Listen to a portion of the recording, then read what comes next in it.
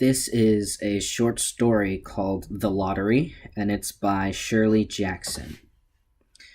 The morning of June 27th was clear and sunny, with the fresh warmth of a full summer day. The flowers were blossoming profusely, and the grass was richly green. The people of the village began to gather in the square, between the post office and the bank, around 10 o'clock. In some towns, there were so many people that the lottery took 2 days and it had to be started on June 26th. But in this village, where there were only about 300 people, the whole lottery took less than 2 hours, so it could begin at 10 o'clock in the morning and still be through in time to allow the villagers to get home for noon dinner. The children assembled first, of course. School was recently over for the summer, and the feeling of liberty sat uneasily on most of them. They tended to gather together quietly for a while before they broke into boisterous play, and their talk was still of the classroom and the teacher, of books and reprimands. Bobby Martin had already stuffed his pockets full of stones, and the other boys soon followed his example, selecting the smoothest and roundest stones. Bobby and Harry Jones and Dickie Delacroix, the villagers pronounced his name Delacroix, eventually made a great pile of stones in one corner of the square and guarded it against the raids of the other boys. The girls stood aside, talking amongst themselves, looking over their shoulders at the boys, and the very small children rolled in the dust or clung to the hands of their older brothers and sisters. Soon the men began to gather, surveying their own children, speaking of planting and rain, tractors and taxes. They stood together, away from the pile of stones in the corner, and their jokes were quiet, and they smiled rather than laughed. The women, wearing faded house dresses and sweaters, came shortly after their menfolk. They greeted one another and exchanged bits of gossip as they went to join their husbands. Soon the women, standing by their husbands, began to call to their children, and the children came reluctantly, having to be called 4 or 5 times. Bobby Martin ducked under his mother's grasping hand and ran, laughing, back to the pile of stones. His father spoke up sharply, and Bobby came quickly and took his place between his father and his oldest brother. The lottery was conducted, as were the square dances, the teenage club, the Halloween program, by Mr. Summers, who had the time and energy to devote to civic activities. He was a round-faced, jovial man, and he ran the coal business, and people were sorry for him because he had no children and his wife was a scold. When he arrived in the square, carrying the black wooden box, there was a murmur of conversation among the villagers, and he waved and called, "Little late today, folks." The postmaster, Mr. Graves, followed him, carrying a 3-legged stool, and the stool was put in the center of the square, and Mr. Summers set the black box down on it. The villagers kept their distance, leaving a space between themselves and the stool, and when Mr. Summers said, "Some of you fellows want to give me a hand?" there was a hesitation before 2 men. Mr. Martin and his oldest son, Baxter, came forward to hold the box steady on the stool while Mr. Summers stirred up the papers inside it. The original paraphernalia for the lottery had been lost years ago, and the black box now rested on the stool had been put into use even before Old Man Warner, the oldest man in town, was born. Mr. Summers spoke frequently to the villagers about making a new box, but no one liked to upset even as much tradition as was repeated by the black box. There was a story that the present box had been made with some pieces of the box that had preceded it, the one that had been constructed when the first people settled down to make a village here. Every year after the lottery, Mr. Summers began talking again about a new box, but every year the subject was allowed to fade off without anyone's being done. The black box grew shabbier each year. By now it was no longer completely black, but splintered badly along one side to show the original wood color, and some places faded or stained. Mr. Martin and his oldest son Baxter held the box securely on the stool until Mr. Summers had stirred the papers thoroughly with his hand. Because so much of the ritual had been forgotten or discarded, Mr. Summers had been successful in having slips of paper substituted for the chips of wood that had been used for generations. Chips of wood, Mr. Summers had argued, had been all very well when the village was tiny, but now that the population was more than 300 and likely to keep on growing, it was necessary to use something that would fit more easily into the black box. The night before the lottery, Mr. Summers and Mr. Graves made up the slips of paper and put them in the box, and it was then taken to the safe of Mr. Summers' Coal Company and locked up until Mr. Summers was ready to take it to the square next morning. The rest of the year, the box was put away, sometimes one place, sometimes another. It had spent 1 year in Mr. Graves's barn and another year underfoot in the post office, and sometimes it was set on a shelf in the Martin grocery and left there. There was a great deal of fussing to be done before Mr. Summers declared the lottery open. There were the lists to make up, of heads of families, heads of households in each family, members of each household in each family. There was the proper swearing in of Mr. Summers by the postmaster as the official of the lottery. At one time, some people remembered there had been a recital of some sort, performed by the official of the lottery, a perfunctory, tuneless chant that had been rattled off duly each year. Some people believed that the official of the lottery used to stand just so when he said or sang it, others believed that he was supposed to walk among the people. But years and years ago, this part of the ritual had been allowed to lapse. There had been also a ritual salute, which the official of the lottery had had to use in addressing each person who came up to draw from the box. But this also had changed with time. Until now, it was felt necessary only for the official to speak to each person approaching. Mr. Summers was very good at this, in his clean white shirt and blue jeans, with one hand resting carefully on the black box. He seemed very proper and important as he talked interminably to Mr. Graves and the Martins. Just as Mr. Summers finally left off talking and turned to the assembled villagers, Mrs. Hutchinson came hurriedly along the path to the square, her sweater thrown over her shoulders, and slid into place in the back of the crowd. "Clean forgot what day it was," she said to Mr. Delacroix, who stood next to her, and they both laughed softly. "Thought my old man was out back stacking wood," Mrs. Hutchinson went on. "And then I looked out the window and the kids were gone, and then I remembered it was the 27th and came a-runnin'." She dried her hands on her apron, and Mrs. Delacroix said, "You're in time, though. They're still taking away up there." Mrs. Hutchinson craned her neck to see through the crowd and found her husband and children standing near the front. She tapped Mrs. Delacroix on the arm as a farewell and began to make her way through the crowd. The people separated good-humoredly to let her through. 2 or 3 people said, in voices just loud enough to be heard across the crowd, "Here comes your Mrs. Hutchinson," and "Bill, she made it after all." Mrs. Hutchinson reached her husband, and Mr. Summers, who had been waiting, said cheerfully, "Thought we were going to have to get on without you, Tessie." Mrs. Hutchinson said, grinning, "Wouldn't have me leaving my dishes in the sink, now would you, Joe?" And soft laughter ran through the crowd as the people stirred back into position after Mrs. Hutchinson's arrival.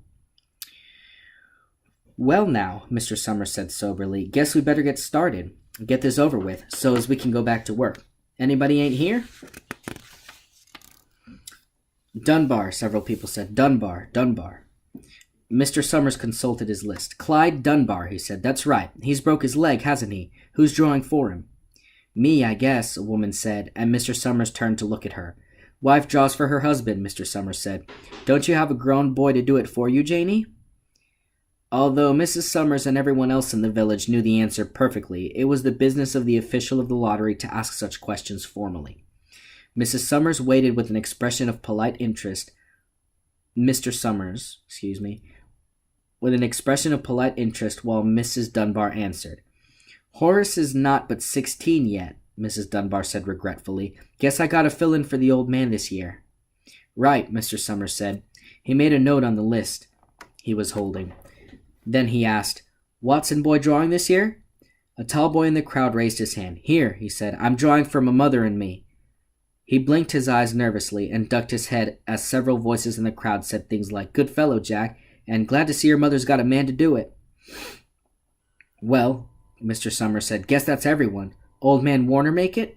"Here," a voice said, and Mr. Summers nodded. A sudden hush fell on the crowd as Mr. Summers cleared his throat and looked at the list. "All ready?" he called. "Now, I'll read the names, heads of families first, and the men come up and take a paper out of the box. Keep the paper folded in your hand without looking at it until everyone has had a turn. Everything clear?"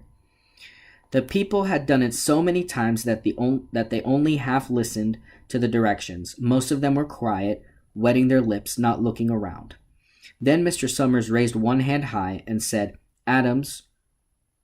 A man disengaged himself from the crowd and came forward. "Hi, Steve," Mr. Summers said. And Mr. Adams said, "Hi, Joe." They grinned at one another humorlessly, and nervously. Then Mr. Adams reached into the black box and took out a folded paper. He held it firmly by one corner as he turned and went hastily back to his place in the crowd, where he stood a little apart from his family, not looking down at his hand. "Allen," Mr. Summers said. "Anderson. Bentham." "Seems like there's no time at all between lotteries anymore," Mrs. Delacroix said to Mrs. Graves in the back row. "Seems like we got through with the last one only last week." "Time sure goes fast," Mrs. Graves said. "Clark, Delacroix." "There goes my old man," Mrs. Delacroix said. She held her breath while her husband went forward. "Dunbar," Mr. Summers said, and Mrs. Dunbar went steadily to the box, while one of the women said, "Go on, Janie," and another said, "There she goes." "We're next," Mrs. Graves said. She watched while Mr. Graves came around from the side of the box, greeted Mr. Summers gravely, and selected a slip of paper from the box. By now, although the crowd there were men holding the small folded paper in their large hands, turning them over and over nervously. Mrs. Dunbar and her two sons stood together, Mrs. Dunbar holding the slip of paper. "Harbert Hutchinson." "Get up there, Bill," Mrs. Hutchinson said, and the people near her laughed. "Jones." "They do say," Mr. Adams said to Old Man Warner, who stood next to him, "that over in the North Village they're talking of giving up the lottery." Old Man Warner snorted. "Pack of crazy fools," he said. "Listening to the young folks, nothing's good enough for them. Next time, you know, they'll be wanting to go back to living in caves, nobody work anymore, live that way for a while. Used to be saying about lottery in June, corn be heavy soon. First thing you know, we'd all be eating stewed chickweed and acorns." "There's always been a lottery," he added petulantly. "Bad enough to see young Joe Summers up there joking with everybody." "Some places have already quit lotteries," Mrs. Adams said. "Nothing but trouble in that," Old Man Warner said stoutly. "Pack of young fools." Martin. And Bobby Martin watched his father go forward. Overdyke. Percy. "I wish they'd hurry," Mrs. Dunbar said to her older son. "I wish they'd hurry." "They're almost through," her son said. You get ready to run, tell Dad," Mrs. Dunbar said. Mr. Summers called his own name and then stepped forward precisely and selected a slip from the box. Then he called, "Warner." 77th year I've been in the lottery," Old Man Warner said as he went through the crowd. 77th time. "Watson." The tall boy came awkwardly through the crowd. Someone said, "Don't be nervous, Jack," and Mrs. Summers said, "Take your time, son." "Zanini." After that, there was a long pause, a breathless pause, until Mr. Summers, holding his slip of paper in the air, said, "All right, fellows." For a minute, no one moved, and then all the slips of paper were opened. Suddenly, all the women began to speak at once, saying, "Who is it? Who got it? Is it the Dunbars? Is it the Watsons?" Then the voices began to say, "It's Hutchinson. It's Bill. Bill Hutchinson's got it." "Go tell your father," Mrs. Dunbar said to her oldest son. People began to look around to see the Hutchinsons. Bill Hutchinson was standing quiet, staring down at the paper in his hand. Suddenly, Tessie Hutchinson shouted to Mr. Summers, "You didn't give him time enough to take any paper he wanted. I saw you. It wasn't fair."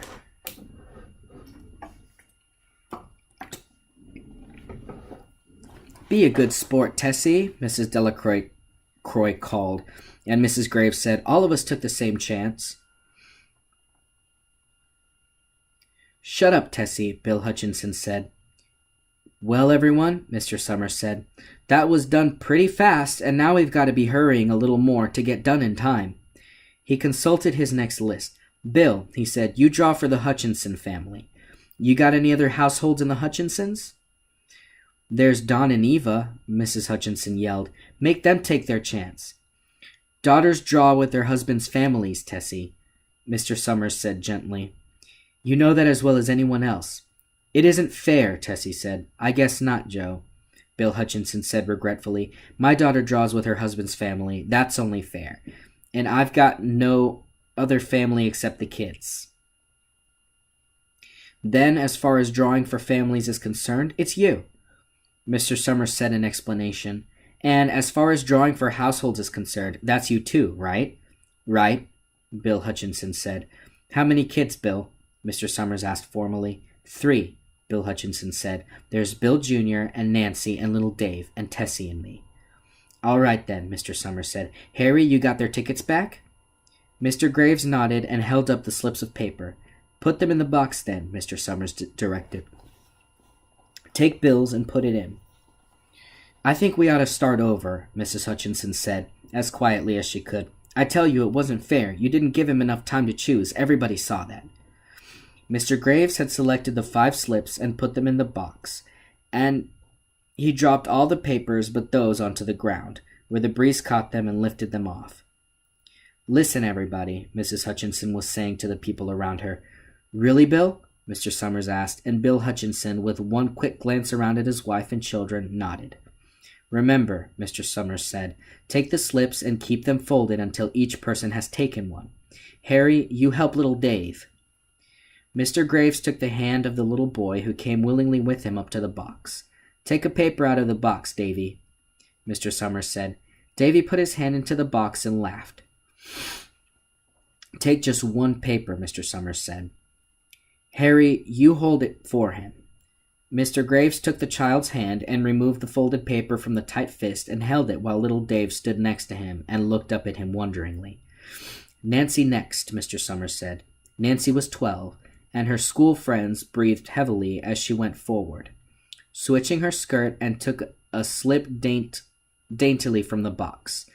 "Bill Jr.," Mr. Summers said, and Billy, his face red and his feet overlarge, nearly knocked the box over as he got a paper out.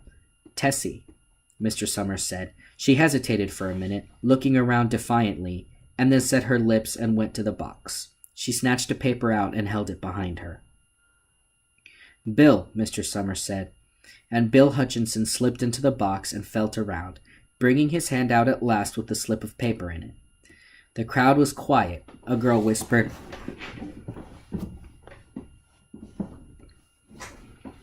"I hope it's not Nancy," and the sound of the whisper reached the edges of the crowd. "It's not the way it used to be," Old Man Warner said clearly. "People ain't the way they used to be." "All right," Mr. Summers said. "Open the papers. Harry, you open little Dave's." Mr. Graves opened the slip of paper, and there was a general sigh through the crowd as he held it up, and everyone could see that it was blank. Nancy and Bill Jr. opened theirs at the same time, and both beamed and laughed, turning around to the crowd and holding their slips of paper above their heads. "Tessie," Mr. Summers said. There was a pause, and then Mrs. Summers looked at Bill Hutchinson, and Bill unfolded his paper and showed it. It was blank. "It's Tessie," Mr. Summers said, and his voice was hushed. "Show us her paper, Bill."